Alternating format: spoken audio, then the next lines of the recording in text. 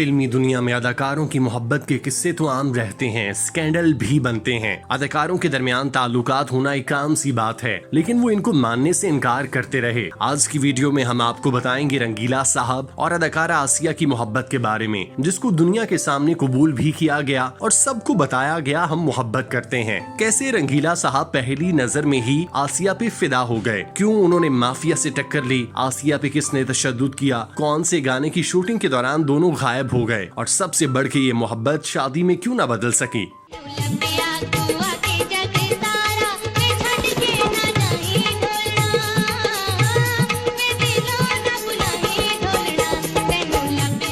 एक शाम एवरन्यू स्टूडियो में रंगीला साहब के असिस्टेंट जावेद रजा ने अदाकारा आसिया को देखा और उनके सहर में मुब्तला हो गए। वो उनको रंगीला साहब से मिलवाने उनके दफ्तर ले गए, क्योंकि ये फिल्मी दुनिया के लिए बिल्कुल नया चेहरा था। जब रंगीला ने उन्हें अपने दफ्तर में देखा तो देखते ही रह गए, हैरत से मुंह खोले आसिया को देखते रहे। उनको देखने के बाद रंगीला साहब ने अपने असिस्टेंट को कहा, कल शूटिंग आसिया के साथ होगी। असिस्टेंट डायरेक्टर हैरान था कि कल किसकी शूटिंग, कौन सी फिल्म आसिया के साथ होगी। उस वक्त दिल और दुनिया की शूटिंग बहुत हद तक मुकम्मल हो चुकी थी। ये गलियां और चौबारा दीबा बेगम पे फिल्माई जा चुकी थी, जिसमें वो अंधी लड़की का किरदार अदा कर रही थी। इस फिल्म की कहानी में कोई और रोल नहीं था जिसमें आसिया को कास्ट किया जा सके। असिस्टेंट ने रंगीला साहब से पूछा कि किस रोल के साथ उनको कास्ट करना है, तो उन्होंने असिस्टेंट को बताया कि अब दीबा बेगम नहीं चलेंगी, अब जो कुछ होगा आसिया के साथ होगा, अब दिल और दुनिया में आसिया ही हीरोइन होंगी। रंगीला ने ये फैसला अंधाधुंध और जज्बाती अंदाज में कर लिया। रंगीला साहब इंडस्ट्री में इस तरह के फैसले करने के लिए पहले ही मशहूर थे। दीबा बेगम उस वक्त अपने उरूज पे थीं। कई प्रोड्यूसर्स और डायरेक्टर स्क्रिप्ट लेकर उनके पीछे घुमा करते थे। उनको ऐसे फिल्म से निकाल देना कोई मामूली बात ना थी, मगर रंगीला ने ऐसा किया। इस बात पे स्टूडियो में हंगामा बर्पा हो गया। रंगीला साहब और आसिया की मुलाकात खबरों की जीनत बनने लगी कि रंगीला आसिया पे लट्टू हो गया। रंगीला साहब ने हर एक से टकराने का फैसला कर लिया। वो आसिया की खातिर फिल्मी माफिया से भी टकरा गए। आसिया के साथ उनके वालिद और मामू थे, जो उनको इस्तेमाल किया करते। जो प्रोड्यूसर फिल्म बनाता था उनको भी पैसे देना पड़ते थे। दोनों जवारी और शराबी थे, जो आसिया की पूरी कमाई खाने लगे। बल्कि कई दफा उन्होंने आसिया को जुए में हार दिया था। दिल और दुनिया की शूटिंग के दौरान आसिया बहुत ज्यादा परेशान और डिस्टर्ब रहती थी। सीन अच्छे से अक्सबंद नहीं करवा पाती। शूटिंग के दौरान जब रंगीला को पता चला कि आसिया कितनी दर्दनाक जिंदगी गुजार रही है, उनकी कोई घरेलू जिंदगी नहीं, ना कोई सहेली, ना कोई गमखार, रंगीला के दिल में पहले आसिया के लिए हमदर्दी पैदा हुई, जो बाद में मोहब्बत में बदल गई। दोनों एक दूसरे के करीब आ गए। दोनों एक दूसरे की इज्जत करते थे। आसिया के मामू और वालिद को जब उनकी मोहब्बत का पता चला तो वो उनका फायदा उठाने लगे।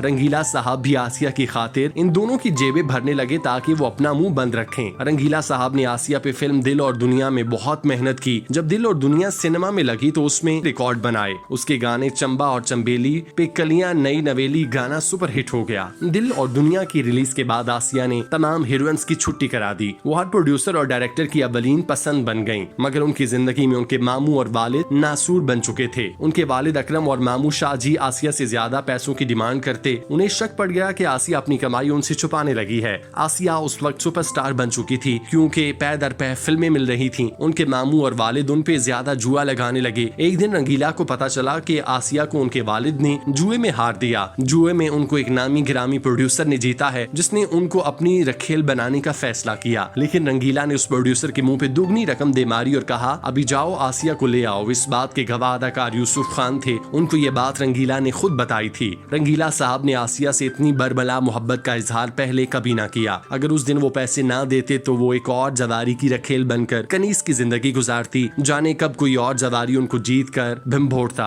आसिया ने हर वक्त रंगीला और एक सुपरस्टार के तौर पर देखा, मगर वो उनकी मोहब्बत में फिदा हो चुके थे। कहते हैं आसिया ने रंगीला से मोहब्बत में कोई कसर नहीं छोड़ी। वो दोनों शादी करने वाले थे। ये अफवाहें मार्केट में थीं। 1971 में फिल्म बेमान की शूटिंग पे इन दोनों की मोहब्बत की कहानियां तेज हो गईं। जब प्यार किसी से होता है गाने की शूटिंग के दौरान आसिया और रंगीला अचानक गायब हो गए। स्टूडियो में चहमगोइयां होना शुरू हो गईं, लेकिन जब रंगीला वापस आए तो उन्होंने साफ साफ कह दिया कि उन्हें आसिया के साथ मोहब्बत है। तुम सबको ये बात समझ लेनी चाहिए। मैं उसके दर्द को नहीं देख पाता। कल रात उसके वालिद और मामू ने उस पर तशद्दुद किया। वो बहुत ज्यादा दुख और तकलीफ में है। जब उन्होंने उन्होंने देखा कि आसिया गाने में अच्छे से परफॉर्म नहीं कर रही, वो उन्हें खाना खिलाने गुलबर्ग ले गए। उनकी मोहब्बत का चर्चा बहुत रहा मगर ये मोहब्बत कामयाब न हो सकी, जिसके बारे में इन दोनों ने कोई बात नहीं की। लेकिन आसिया जब कनाडा से वापस आई तो उन्होंने कहा कि रंगीला मुश्किल वक्त में बेहतरीन साथी थे, उन्होंने मुश्किल वक्त में मेरा साथ दिया, मैं हमेशा उनकी इज्जत करती रहूंगी। टूट गए अज मेरे दिल दे तार, सदरां दी बेड़ी डूब गई विचकार। टूट